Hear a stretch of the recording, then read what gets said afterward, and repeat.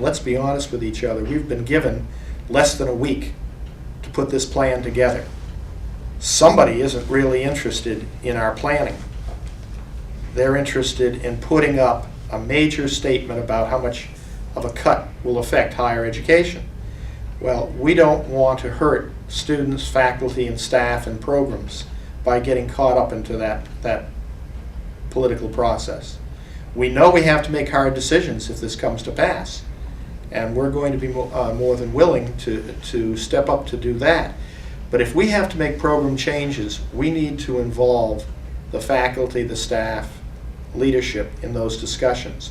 We have to notify the student leadership of what we're doing, and we're not to that point yet. Okay. Nor can we be. You would almost have what I'd like to call a self-fulfilling prophecy.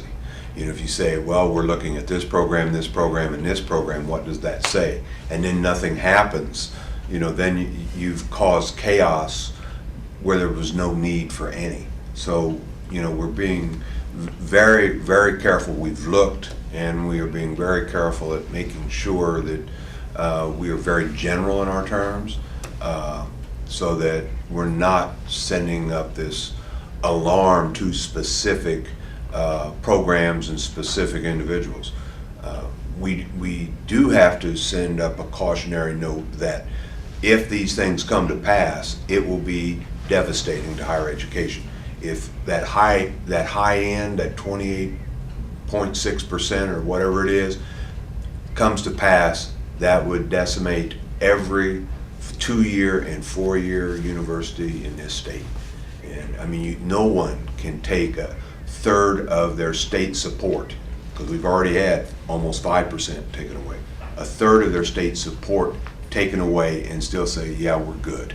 You can't do that. And so with this, having to do it in a week, we've looked at things, and then we've just gone on about, you know, trying to fulfill what we were asked to do, because, as Dr. Hulbert says, it is an exercise. It's an exercise more to say, this is how damaging it would be.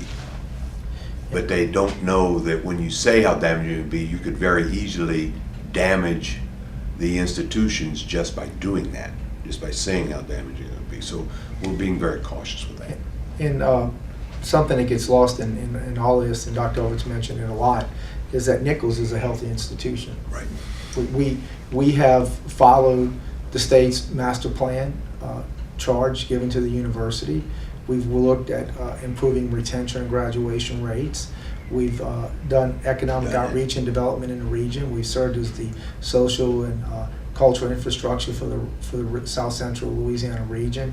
We have done what we've been asked to do as an institution. We made a successful transition to selective admissions without a significant drop in enrollment, or as significant as they thought would happen. Our ACT scores have gone up for 6 years in a row. And so we have done, as a university, everything that's been asked of us to do. If these budget cuts come about, it's going to be very challenging to continue that progress in all areas. The university will have to look at what it is capable of doing, but the president and the university is committed to meeting the educational needs of South Central Louisiana. But again, if we were an unhealthy institution, then people may have a little different look at it, but Nicholls has been doing its job.